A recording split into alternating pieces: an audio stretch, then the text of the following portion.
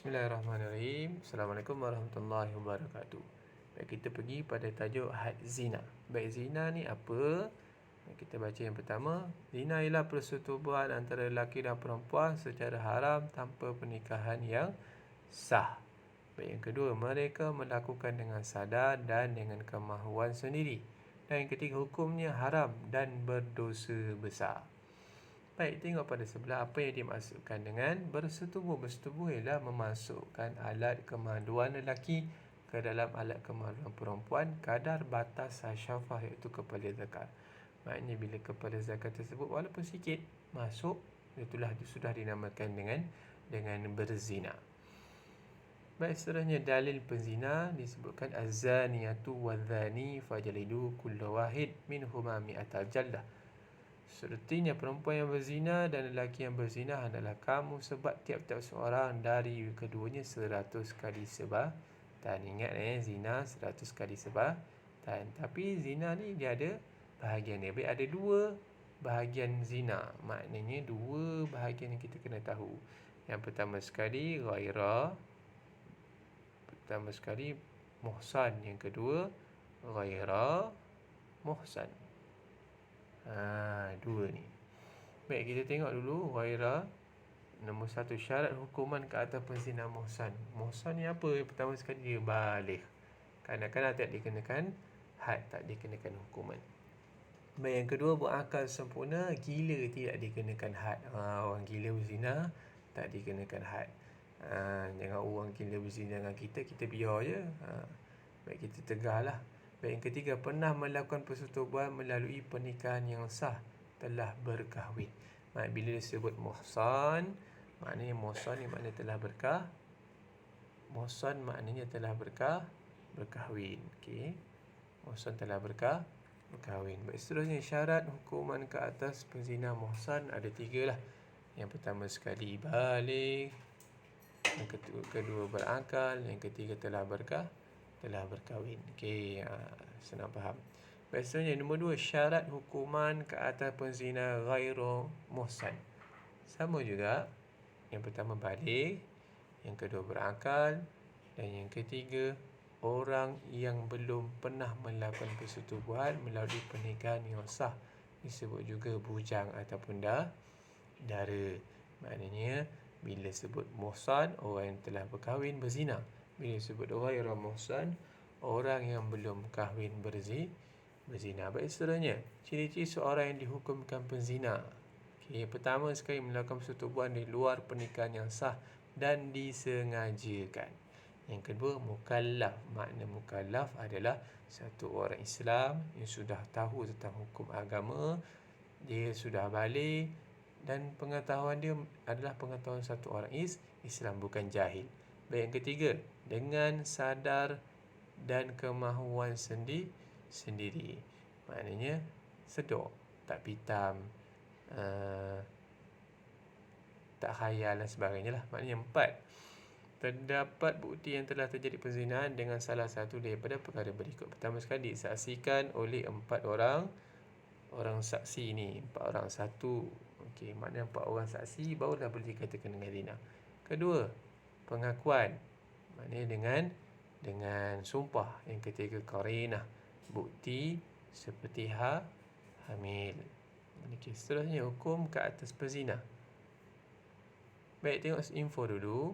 Yang pertama, jika penyaksian ini kurang daripada 4 orang, semua mereka hendaklah dihad. Maknanya orang yang menuduh zina tersebut, maknanya saksi tu tak cukup 4 orang. Okey, maknanya 3 orang tersebut kena dihukum. Jadi nak tuduh berzina kena ada saksi yang cukup. Baik, yang kedua, jika orang yang dikazah bersumpah. Maknanya orang yang dituduh zina itu bersumpah. Okey, dihad pengkazab. Jika orang yang Baik, 2, jika orang yang dikazah, jika orang yang dituduh zina bersumpah. Maknanya orang yang dituduh zina tersebut dia bersumpah, saya tak melakukannya, saya ni. Baik, dihadkan pengkazah. Maknanya orang yang menuduh zina itu dia akan dihukum. Jika tidak bersumpah, gugurlah had daripada pengkazah. Kalau dia tak sumpah, pengkazah selamatlah.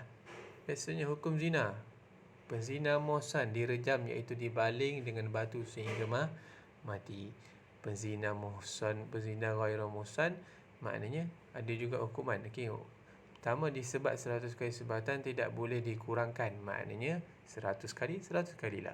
Baik, kedua, dibuang daerah dengan kadar jarak melebihi 2 marhalah selama setahun, maknanya kena buang daerah. 2 marhalah ni maknanya lebih kurang daripada 80 ke 90 km, 100 macam itulah. Biasanya cara melaksanakan hukuman, pertama sekali direjam. Okey, direjam bagi orang yang muhsan. Orang yang telah kahwin buat zina, dia kena rejam.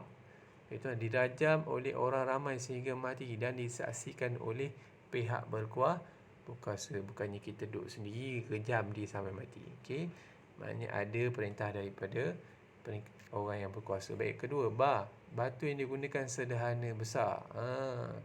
Yang besar-besar, baling batu besar-besar tak boleh. Tak dilakukan di tempat terbuka, maknanya tempat terbuka orang ramai, orang tengok. Bila orang tengok, ada keinsafan pada diri mereka. Baik, seterusnya.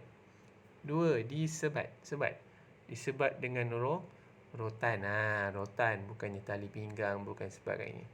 Baik, 100 kali sebat dengan sederhana, maknanya kalau kamu tahu orang Islam, cara sebatan dia tidak angkat ketiak dia semasa sebatan. Itu cara betul. Baik, hukuman tidak boleh dilakukan pada masa pesalah sedang sakit, kedatangan nifas atau hamil, di dalam cuaca yang terlalu panas ataupun sejuk. Maksudnya nak kena jaga cuaca sejuk, tak boleh panas, tak boleh. Mana bila dia betul-betul sihat, baru dilaksanakan hukuman. Baik, pukulan atau sebatan itu tidak boleh dilakukan pada satu-satu anggota sahaja, tetapi dilakukan pada beberapa anggota supaya tidak berlaku kecederaan pada anggota tersebut. Maknanya nak rotan pun kena tahu kat mana bahagian yang maknanya tak boleh satu-satu kawasan, kena alih. Islam tu cantik. Dah kena rotan pun dijaga lagi. Baik, seterusnya, apabila melakukan sebatan, dielak dari memukul tempat-tempat berbahaya yang boleh membawa maut seperti tengkuk, dada, alat kemaluan, muka dan sebagainya. Berdasarkan hadis Rasulullah sallallahu alaihi wasallam, "Idza daraba ahadukum falyattaqil wajha." Apabila memukul seorang dari kamu, hendaklah ia menjauhkan daripada pukul muka. Baiklah, yang disebat tidak boleh diikat atau digaris semasa hukuman berjalan. Maknanya biarkan tangan dia bebas, kaki dia bebas, tapi tetap dikenakan hukuman. Yang disebat tidak perlu ditanggalkan bajunya kecuali jika pakaiannya tebal. Hendaklah dibuka dan dikenakan pakaian nipis supaya tidak terhalang rasa sakit. Maknanya kalau pakaian tebal sangat, barulah kita buka sikit, tapi jangan menampakkan aurat dia. Baik, makruh dilakukan sebatan di dalam masjid, bahkan haram jika boleh mendatangkan kekotoran. Maknanya tak boleh sebat dekat masjid, bukan maksudnya tak boleh, maksudnya makruh. Makruh ni Allah tak suka. Baik, seterusnya, kesan buruk zina, perbuatan yang sangat dicela oleh Islam. 2, menurunkan darjat kemanusiaan. Ketiga, institusi perkahwinan akan rosak. Maknanya sistem perkahwinan akan rosak. Orang zina sana zina sini tanpa ada rasa bersalah. Sebab kita boleh kahwin kan kalau nak melakukan persetubuhan, tapi manusia tak buat. Manusia buat perkara yang macam ni hingga merosakkanlah sistem ni. Baik, 4, menolak syariat perkahwinan. Maknanya Islam bagi tahu kalau nak buat persetubuhan kena berkahwin, tetapi ada setengah daripada yang menolak hukum syariat ni. Baik, 5, memutuskan silaturahim. Bila makna disebut zina, bila dah buat salah, mulalah sebelah pihak akan menyalahkan sebelah pihak yang lain. Baik, seterusnya, 6, mencemarkan nama baik keluarga. Bila dah buat satu kesalahan, bukan kita je yang buruk, orang lain yang berada di sekeliling kita pun, nama pun akan menjadi buruk. 7, haram lagi berdosa besar. Maknanya perbuatan zina ni kalau kita ikutkan, dia ni adalah satu perkara yang luar sifat manusia lah maknanya. Sifat manusia, bukannya boleh zina sana zina sini, perlu ada ikatan baru boleh zina, baru boleh bersetubuh zina pula. Baik, seterusnya merosakkan nasab keturunan. Maknanya bila dah zina, dapat anak luar nikah, sian anak tu. Macam mana kita nak bukan salah anak tu, tapi disebabkan ibu ayah dia, anak tersebut mungkin akan rasa sedikit kesulitan pada kehidupan dia lah. Baik, mudah-mudahan tidak berlaku pada kita lah. Baik, 9, mengundang kemurkaan daripada Allah. Baik.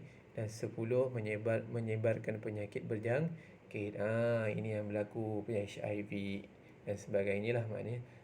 Dia berzina sana, berzina sini, sana campur sini, dan berlakulah penyakit boleh berjangkit lah kepada orang lain. Baik, untuk itu yang kita kena elak lah buatan zina ni, supaya